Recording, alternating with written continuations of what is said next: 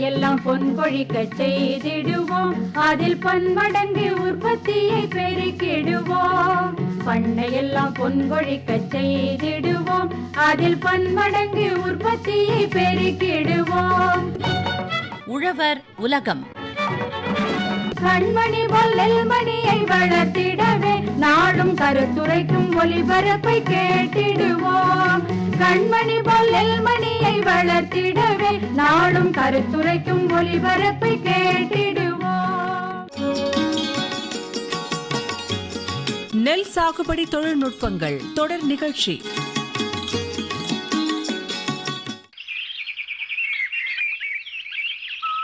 என்ன வெண்பா, ஊர்ல இருந்து வந்தாச்சு போல?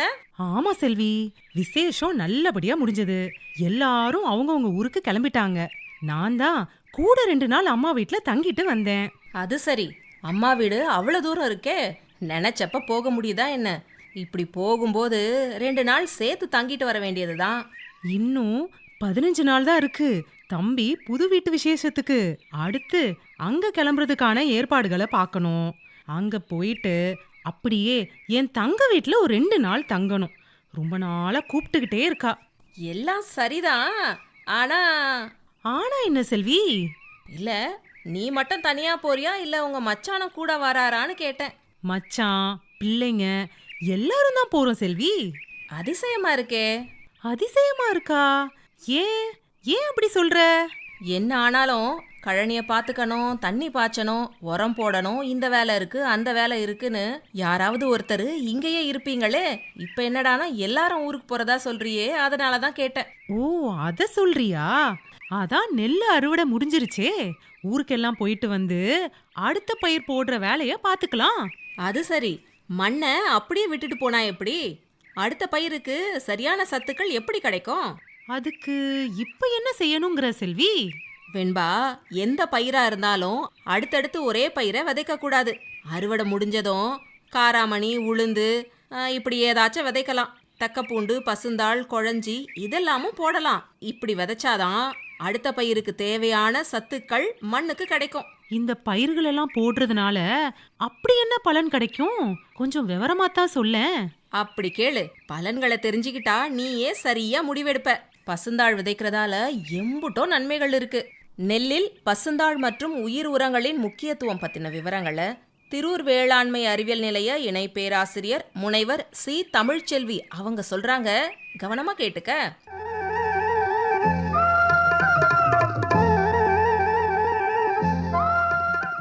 இயற்கை வேளாண்மை பண்ணுற விவசாயிகள் அல்லது ரசாயன உரங்கள் பயன்படுத்தி நெல் விவசாயம் பண்ணுற விவசாயிகள் அனைவருமே பசுந்தாள் உரங்கள் மற்றும் பசுந்தலை உரங்கள், உயிர் உரங்கள் ஆகியவற்றை தாராளமாக உபயோகப்படுத்தலாம்.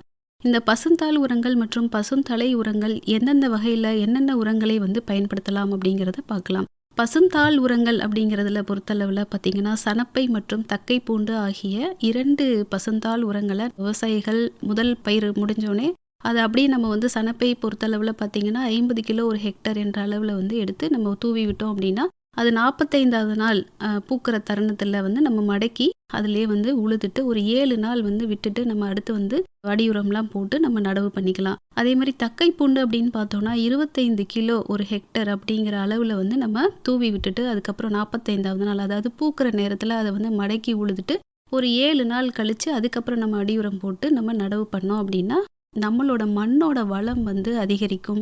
அதே சமயம் பார்த்தீங்க அப்படின்னா மண்ணோட காற்றோட்டத்தன்மை அதிகரிக்கும். மண்ணோட ஈரப்பதம் மண் அதை வாட்டர் ஹோல்டிங் கெப்பாசிட்டி அப்படின்னு சொல்லுவோம். அதாவது மண்ணில் ஈரப்பதத்தை தேங்கி வைக்கக்கூடிய தன்மை அதிகரிக்கும். இப்போது இருக்கக்கூடிய கவர்மெண்ட் ஆஃப் இந்தியா பார்த்திங்கன்னா இதுக்கு அதிக முக்கியத்துவம் கொடுத்து நிறைய நேரங்களில் பசுந்தாள் உரங்களை ஃப்ரீ ஆஃப் காஸ்ட் அல்லது நம்ம லோ காஸ்ட்டுக்கு கொடுத்து இதை அதிக அளவில் ஊக்குவிச்சிட்டு இருக்காங்க. ஏன் அப்படின்னு கேட்டிங்கன்னா மண்ணோட வளம் இப்போது பெருமளவில் பாதிக்கப்பட்டு இதனால் மகசூல் இழப்பு அதிக அளவில் வருது. அதை தடுக்கிற முயற்சியில் இப்போது எல்லா இடங்கள்லையுமே பார்த்திங்கன்னா அந்த சணப்பை தக்கை பூண்டு விதைகள் அதிக அளவில் உற்பத்தி பண்ணி அதிக அளவில் விவசாயிகளுக்கு கிடைக்கிற வகையில் ஏற்பாடு பண்ணியிருக்காங்க. ஸோ விவசாயிகள் கண்டிப்பாக இந்த பசுந்தாள் உரங்களை பயன்படுத்தணும். இந்த பசுந்தாள் உரங்கள் மற்றும் பசுந்தலை உரங்களை நம்ம தொடர்ச்சியாக வயல்களில் கொடுத்துட்டு வரும்போது என்ன ஆகுது அப்படின்னு பார்த்திங்கன்னா சில சமயங்களில் இந்த கலர் உவர் நிலங்கள் கூட தன்மை மாறி நம்ம நிலங்கள் நல்லா பண்பட்டு விவசாயத்துக்கு ஏற்ற நிலமாக வந்து நாளடைவில் மாறுது அப்படிங்கிறது கூட நம்ம ஆராய்ச்சி முடிவுகள் வந்து சொல்லுது. ஸோ அதனால் முடிந்த அளவுக்கு பசுந்தாள் உரங்களை விவசாயிகள் ஒரு கிராப் முடிஞ்ச அதுக்கப்புறமும் ஒவ்வொரு தடவையும் சனப்பையோ தக்கை பூண்டோ அல்லது சில விவசாயிகள் வந்து 9 வகை பயிர்களை வந்து நவதானிய பயிர்களை வந்து போட்டு அதுக்கப்புறம் அதை வந்து பூக்கிற தருணத்தில் வந்து மடக்கி விழுறாங்க. ஸோ அது கூட ஒரு நல்ல ப்ராக்டிஸ் தான் நம்ம வந்து இந்த பசுந்தாள் உரங்களை பயன்படுத்துறதுக்கு. அதுக்கப்புறமா பார்த்திங்கன்னா பசுந்தலை உரங்கள். பசுந்தலை உரங்கள் அப்படிங்கிறத நம்ம எதெல்லாம் சொல்கிறோம் அப்படின்னு பார்த்தீங்கன்னா கிளைரிசீடியா, புங்கம், வேம்பு இந்த பயிர்களையெல்லாம் தான் நம்ம பசுந்தலை உரங்கள் அப்படின்னு சொல்கிறோம்.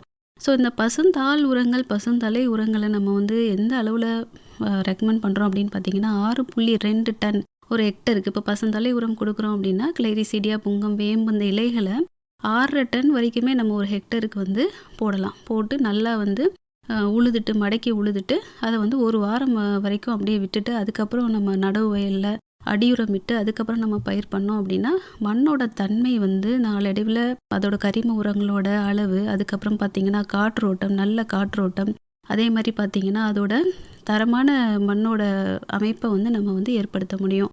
அதற்காக தான் நம்ம வந்து இந்த பசுந்தாள் உரங்களையும் பசுந்தலை உரங்களையும் அதிக அளவில் பயன்படுத்த சொல்கிறோம். அதுக்கப்புறமா பார்த்திங்கன்னா உயிர் உரங்கள் அப்படின்னு சொல்லக்கூடியது. இந்த உயிர் உரங்களில் நம்ம வந்து நிறைய உயிர் உரங்கள் விவசாயிகளுக்காக வந்து தமிழ்நாடு வேளாண்மை பல்கலைக்கழகத்திலேருந்து கொடுத்துருக்காங்க. அதில் வந்து மிக முக்கியமான உயிர் உரம் அப்படின்னு சொல்லணும்னா அசோலா அப்படிங்கிற இந்த தாவர உயிர் உரம். இந்த அசோலா அப்படிங்கிற உயிர் உரத்தை நம்ம வந்து 6 டன் அப்படிங்கிற அளவில் ஒரு ஹெக்டருக்கு நம்ம வந்து கொடுக்க சொல்கிறோம். சில தருணங்களில் நம்ம இரு பயிர் சாகுபடியாக கூட இந்த அசோலாவை நெல் வயல்லையே நம்ம இரு பயிராகவே இதை வந்து சாகுபடி பண்ணலாம்.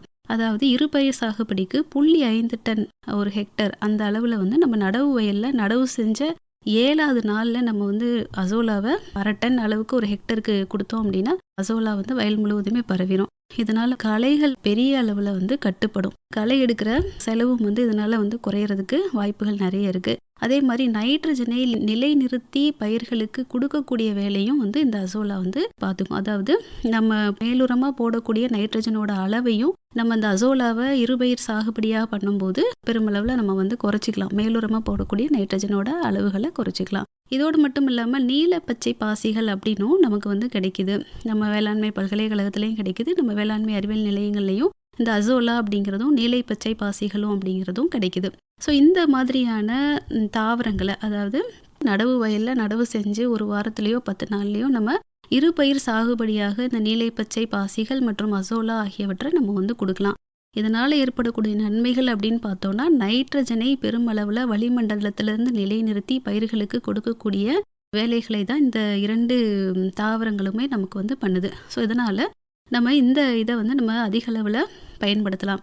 இதோடு மட்டும் இல்லாமல் இருபயிர் சாகுபடியாக நம்ம பண்ணும்போது நமக்கு இன்னொரு நன்மையும் அப்படின்னு பார்த்தீங்கன்னா நடவு வயலில் இருக்கக்கூடிய களைகள் பெருமளவில் மட்டுப்படும். அதே மாதிரி களைகள் நம்ம எடுக்கிற அந்த நேரத்தில் இதை வந்து மடக்கி நம்ம அப்படியே உழுதுட்டோம் அப்படின்னா கோணம் வீடரோ அல்லது எது நமக்கு சௌரியமாக இருக்குதோ அந்த இதை வச்சு நம்ம வந்து மடக்கி வந்து அப்படியே உழுதுட்டோம் அப்படின்னா நம்ம மண்ணில் வந்து இன்னும் கரிம சத்துக்கள் வந்து அதிகரிக்கிறதுக்கான வாய்ப்புகள் இருக்குது. ஸோ இதோடு மட்டுமல்லாமல் நெல்லில் பார்த்தீங்கன்னா azospirillum, Acetobacter, phosphobacteria, potash releasing bacteria அதாவது பொட்டாஷை கரைத்து கொடுக்கக்கூடிய நுண்ணுயிர் உரம். ஸோ இந்த மாதிரியான நுண்ணுயிர் உரங்களையும் நம்ம மண்ணில் வந்து கொடுக்கலாம். இதவே வந்து ஊட்டமேற்றிய தொழு உரமாகவும் நம்ம வந்து பண்ணி கொடுத்தோம் அப்படின்னா பயிர்களுக்கு இன்னுமே வந்து அந்த மண்ணோட தன்மை மாறுபடுறதுலையும் moisture retaining capacity, water holding capacity அப்படின்னு சொல்லக்கூடிய தண்ணீரை பிடித்து வைக்கக்கூடிய திறனை அதிகரிக்கிறதுலையும் இது பெரும் பங்கு வகிக்கிறது. அதாவது அசோஸ்பைரிலம் அப்படிங்கிறது மிக முக்கியமான ஒரு உயிர் உரம். அதாவது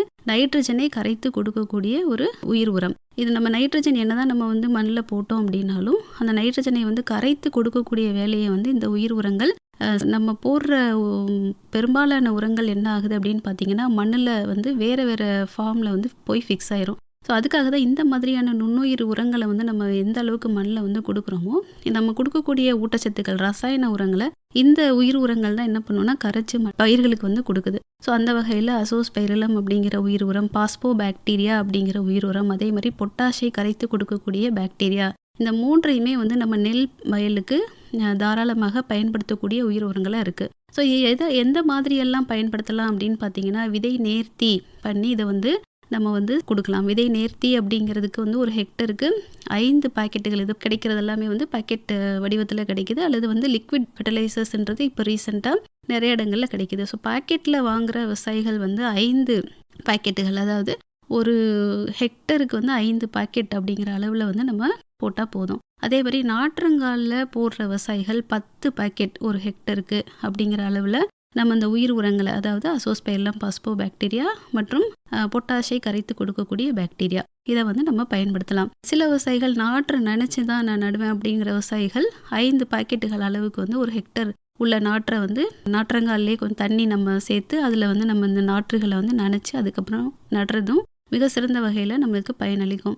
நடவு வயல்லையும் நம்ம இந்த உயிர் உரங்களை வந்து கொடுக்கலாம். நடவு வயலில் போடுற விவசாயிகள் 10 பாக்கெட் அப்படிங்கிற அளவில் வந்து இந்த உயிர் உரங்களை நடவு வயலில் நம்ம போடலாம். ஸோ இதனால் வந்து நமக்கு மண்ணோட வளம் அதிகரிக்கிறதோடு மட்டும் இல்லாமல் நம்ம போடக்கூடிய உரங்கள் அப்படிங்கிறத வந்து கண்டிப்பாக 20% வரைக்குமே வந்து குறைக்குது அப்படிங்கிறது நம்ம ஆராய்ச்சிகளில் சொல்கிறோம். அதாவது நம்ம போடக்கூடிய ரசாயன உரங்களோட அளவு வந்து நம்ம 20% வரைக்குமே குறைக்கலாம். ஏன்னா நம்ம கொடுக்கக்கூடிய எல்லா உரங்களையுமே சரியான வகையில் வந்து இந்த உயிர் உரங்கள் வந்து செடிகளுக்கு கரைச்சி கொடுத்துரும். அப்படிங்கிறதுனால நம்ம அடுத்தடுத்து போடக்கூடிய உரங்களோட அளவை கூட நம்ம இதை பயன்படுத்துறதுனால நம்ம குறைக்க முடியும். எப்பவுமே நம்ம விவசாயிகள் வந்து மண் பரிசோதனை பண்ணி அதுக்கப்புறமா உரங்கள் அளிக்கிறது ரொம்ப நல்லது. மண் பரிசோதனை அப்படிங்கிறது நம்ம வேளாண்மை அறிவியல் நிலையம் திருவூர்லையும் மண் பரிசோதனை அப்படிங்கிறது விவசாயிகளுக்கு பண்ணி கொடுத்துட்ருக்கோம். மண் பரிசோதனை மற்றும் நீர் பரிசோதனை ஆகியவை வந்து நம்ம வேளாண்மை அறிவியல் நிலையங்களில் பண்ணுறோம். அதே மாதிரி தமிழ்நாடுல இருக்கக்கூடிய அனைத்து வேளாண்மை அறிவியல் நிலையங்கள்லையுமே விவசாயிகளுக்காக இந்த மண் பரிசோதனை அப்படிங்கிறத பண்ணிகிட்ருக்காங்க.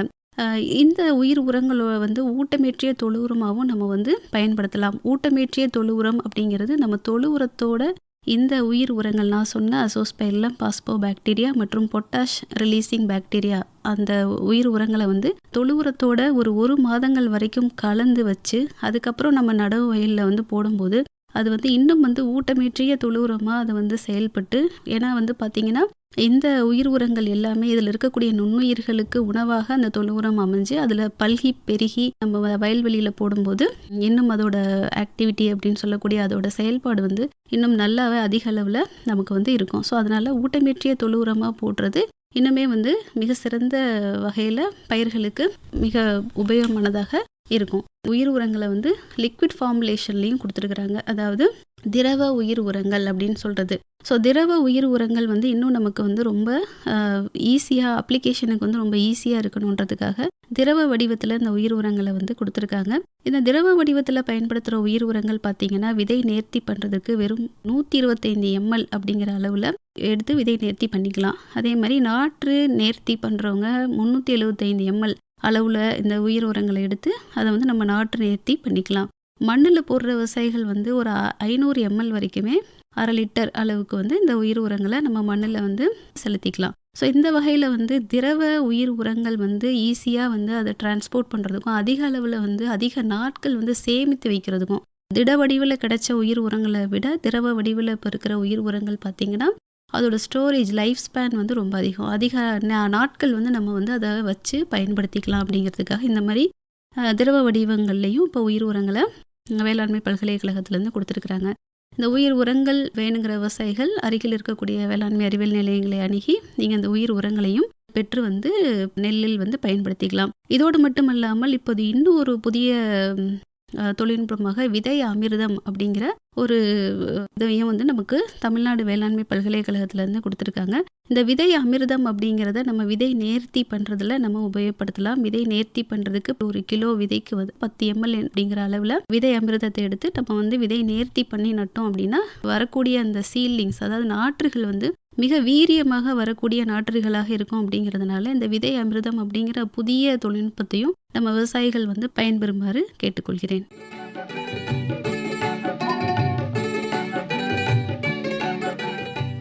என்ன வெண்பா, நெல்லில் பசுந்தாள் மற்றும் உயிர் உரங்களின் முக்கியத்துவம் பற்றின விவரங்களை திரூர் வேளாண்மை அறிவியல் நிலைய இணை பேராசிரியர் முனைவர் சி தமிழ்ச்செல்வி அவங்க எம்புடு தெளிவா எடுத்து சொல்லிட்டாங்கல்ல. எல்லா விவரங்களையும் கவனமா கேட்டுக்கிட்டதானே? ஆமா, பசுந்தாள் உரங்களை போடுறதுனால இம்புட்டு நன்மைகள் இருக்கா? தொடர்ச்சியா இதை போடுறதுனால கலர் நிலம் கூட விவசாயத்துக்கு ஏத்த நிலமா மாறுதான் பாரேன். பசுந்தாள், பசுந்தழை, அப்புறம் நவதானிய பயிர்கள், அசோலா, நீலப்பச்சை பாசி இதோட பயன்களையும் இதையெல்லாம் எப்படி வயல்ல பயன்படுத்தலாம் அப்படின்னு தெளிவுபடுத்திட்டாங்க. விதை நேர்த்தியோட முக்கியத்துவமும் விதை நேர்த்தி செய்யற வழிமுறைகளையும் நல்லாவே புரிஞ்சுக்கிட்டேன். இந்த விவரங்களை மச்சானுக்கு எடுத்து சொல்லி இவங்க சொன்ன பயிர்கள்ல நமக்கு தோதான ஒன்ன விதைப்போம், பிறகு ஊருக்கு கிளம்புவோம்னு எடுத்து சொல்ல போறேன். நல்ல முடிவு வெண்பா. 4 சொந்தங்களை பார்த்து மகிழ்ச்சி அடைகிறது நமக்கு எப்படி சந்தோஷமோ அதே போல ஒரே பயிரா போடாம மாத்து பயிர் போடுறது தான் மண்ணுக்கு வளம், சந்தோஷம் அப்படின்னு எனக்கு நல்லாவே புரிய வச்சுட்ட. இவங்க சொன்னதுல எந்த பயிரை பயிரிட போறீங்கன்னு கலந்து பேசி முடிவெடுங்க. வேற ஏதாச்சும் உதவி வேணும்னாலும் கேளு வெண்பா. கண்டிப்பா, அத நீ சொல்லணுமா என்ன? இந்த வட்டம் ஊர்ல கூட எல்லாருமே உன்னைத்தான் விசாரிச்சாங்க. என் தம்பி நீ செஞ்சு கொடுத்த அதிரசத்தோட ருசிய சொல்லி சொல்லி சந்தோஷப்பட்டான். ரொம்ப சந்தோஷம். அது செஞ்சு எம்புட்டு நாளாச்சு. வெண்பா, நீ தம்பி வீட்டுக்கு போறதா சொன்னல்ல, அப்ப நான் அதிரசம் செஞ்சு தாரேன். தம்பிக்கு கண்டிப்பா எடுத்துட்டு போ. அட இருக்கட்டும் செல்வி. உன் தம்பி எனக்கும் தம்பி தானே. இந்த அக்கா கொடுக்கறத நீ கண்டிப்பா எடுத்துக்கிட்டு தான் போகணும். செல்வி, உன்கிட்ட பேசி நான் ஜெயிக்க முடியுமா என்ன? கண்டிப்பா எடுத்துட்டு போறேன்.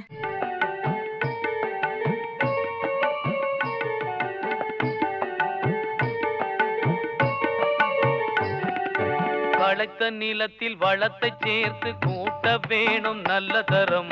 உழைத்த கையில் இருப்பது இப்ப ஊட்டமேற்றிய தொழு உரம். வளைத்த நிலத்தில் வளத்தை சேர்த்து கூட்ட வேணும் நல்ல தரம். உழைத்த கையில் இருப்பது இப்ப ஊட்டமேற்றிய தொழு உரம்.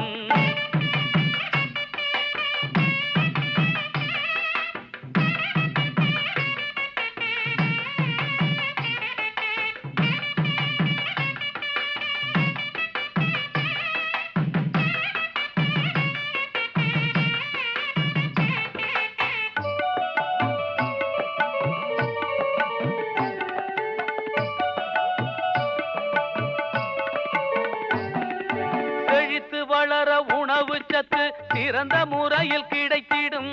செழித்து வளர உணவு சத்து சிறந்த முறையில் கிடைத்திடும். கரைத்த நிலையில் இல்லாத சத்தும் கரைந்து வேரை அடைந்திடும்.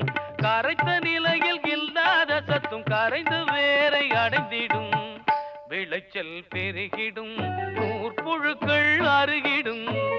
விளைச்சல் பெருகிடும், நூற்புழுக்கள் அருகிடும். வளைத்த நிலத்தில் வளத்தை சேர்த்து கூட்ட வேணும் நல்ல தரம். உழைத்த கையில் இருப்பது இப்ப ஊட்டமேற்றிய தொழு உரம். களைத்த நிலத்தில் வளத்தை சேர்த்து கூட்ட வேணும் நல்ல தரம். உழைத்த கையில் இருப்பது இப்ப ஊட்டமேற்றிய தொழு உரம்.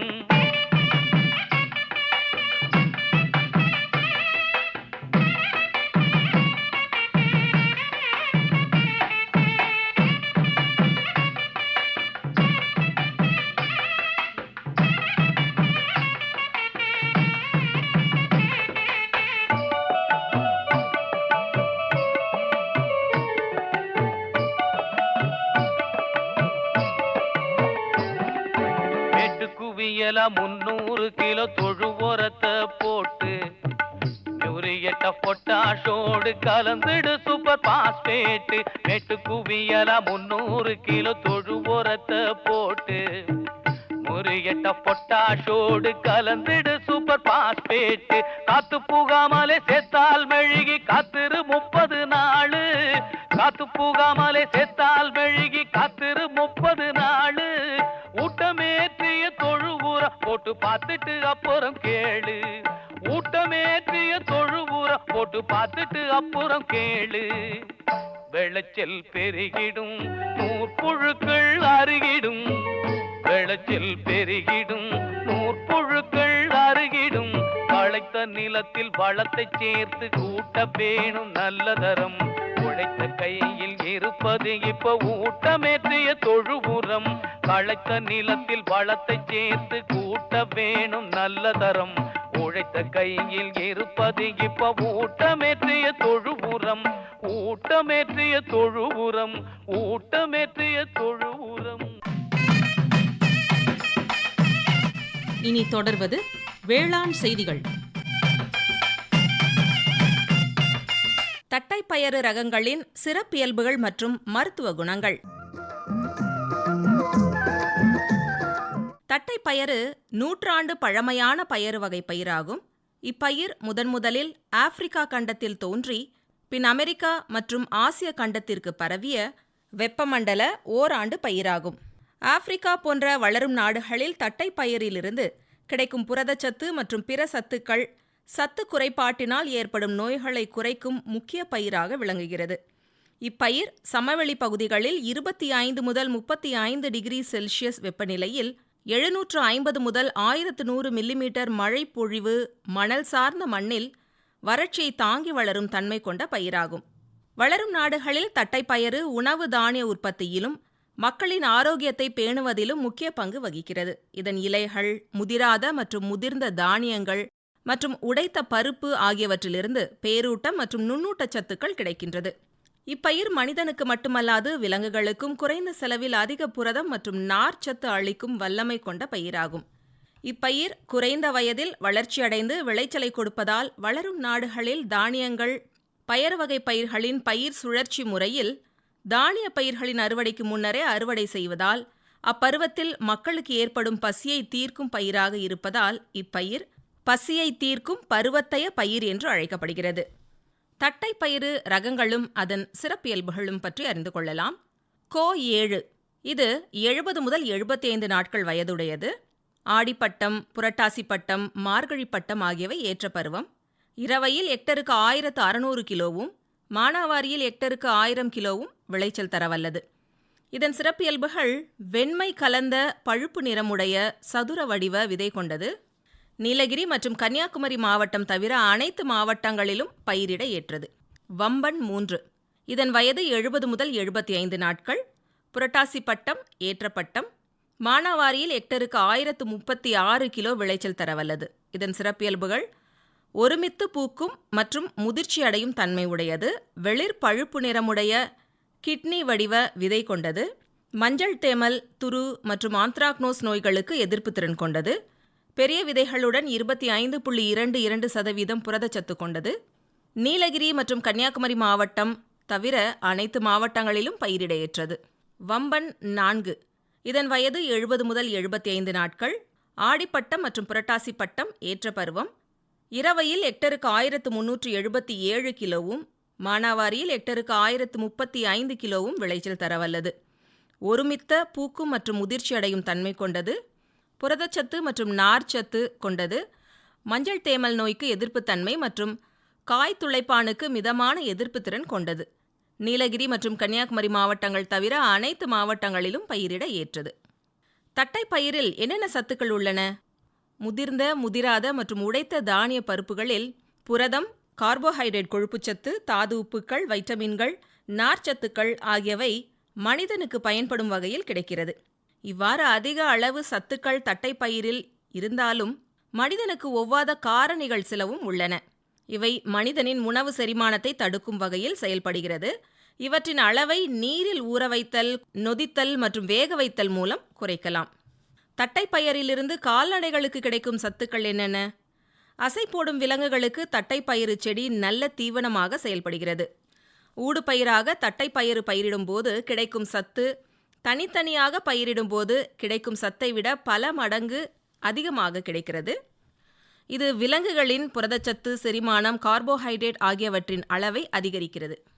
ஆடு வளர்ப்பில் கடலை புண்ணாக்குக்கு பதிலாக தட்டைப்பயிரின் இலை மற்றும் தாவரத்தில் உள்ள மீதி பயிரின் பாகங்கள் ஆடுகளுக்கு நல்ல சத்தாக உள்ளது. அசை போடும் விலங்கிற்கு மட்டுமல்லாமல் அசைப்போடா விலங்குகளான கோழி வளர்ப்பிலும் தட்டைப்பயிறு பல சத்துக்களை கொடுத்து முக்கிய பங்கு வகிக்கிறது. தட்டைப்பயிரில் 20% அளவிற்கு கோழி தீவனம் பயன்படுத்தலாம். தட்டைப்பயிரின் மருத்துவ குணங்கள் என்னென்ன? இரத்தத்தில் உள்ள கொலஸ்ட்ரால் அளவை கட்டுப்படுத்துவதில் தட்டைப்பயிரின் கரையும் நார்ச்சத்து மற்றும் புரதச்சத்து முக்கிய பங்கு வகிக்கிறது. தட்டைப்பயிரில் உள்ள ஃபினாலிக் பொருட்கள் ஆன்டி ஆக்சிடென்ட் செயல் மூலம் மனிதனின் உடல் நலத்திற்கும் நுண்ணுயிர் வைரஸ் மற்றும் பூஞ்சானம் ஆகியவற்றிற்கும் எதிர்ப்புத்தன்மை கொண்டதாகவும் செயல்படுகிறது. தட்டைப்பயிரில் உள்ள ஒமேகா 3 மற்றும் ஒமேகா 6 கொழுப்பு அமிலங்கள் மூலம் இதய நோய்கள் உருவாகாமல் தடுக்கிறது. இது போன்ற பல சிறப்பியல்புகள் மற்றும் மருத்துவ குணங்கள் கொண்ட தட்டைப்பயிரின் மகத்துவத்தை நாம் அறிந்து செயல்படுவோம். இதுவரை வேளாண் செய்திகள் கேட்டீர்கள்.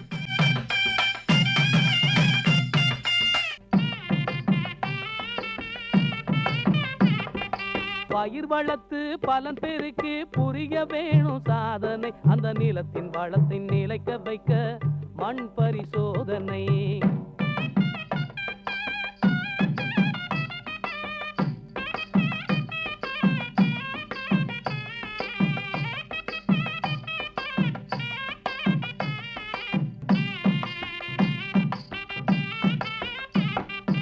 பயிர் இல்லாத காலத்துல தான் மண் மாதிரி எடுக்கணும், 10 இடத்துல எடுத்து உலர்த்தி துளாக்கி வைக்கணும்.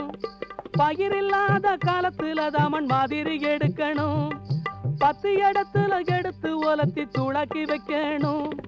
வி வடிவத்தில் வெட்டி சேகரித்து பகுத்து பிரிக்கணும், வி வடிவத்தில் வெட்டி சேகரித்து பகுத்து பிரிக்கணும். மண் மாதிரியோடு தகவல் அட்டையை இணைச்சி அனுப்பணும், மண் மாதிரியோடு தகவல் அட்டையை இணைச்சி அனுப்பணும்.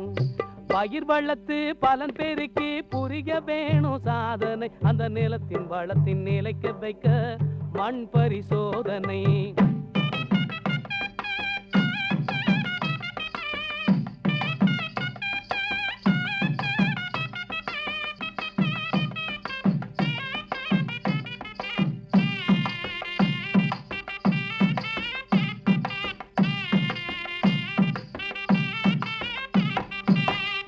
வருஷத்துக்கு ஒரு தரம் மண்ண சோதனை செய்யணும், காரங்கமில தன்மையை கண்டு நேராக்கி வைக்கணும். 3 வருஷத்துக்கு ஒரு தரம் மண்ண சோதனை செய்யணும், காரங்கமில தன்மையை கண்டு நேராக்கி வைக்கணும். சீராகவே உரம் தேவையானபடி ஜோராக போடணும், சீராகவே உரம் தேவையானபடி ஜோராக போடணும். மேலான பூமியில் வெள்ளாமை செஞ்சு பொன்னாக சேர்க்கணும், மேலான பூமியில் வெள்ளாமை செஞ்சு பொன்னாக சேர்க்கணும். பயிர் வளர்த்து பலன் பெருக்கி புரிய வேணும் சாதனை, அந்த நிலத்தின் வளத்தின் நிலைக்க வைக்க மண் பரிசோதனை.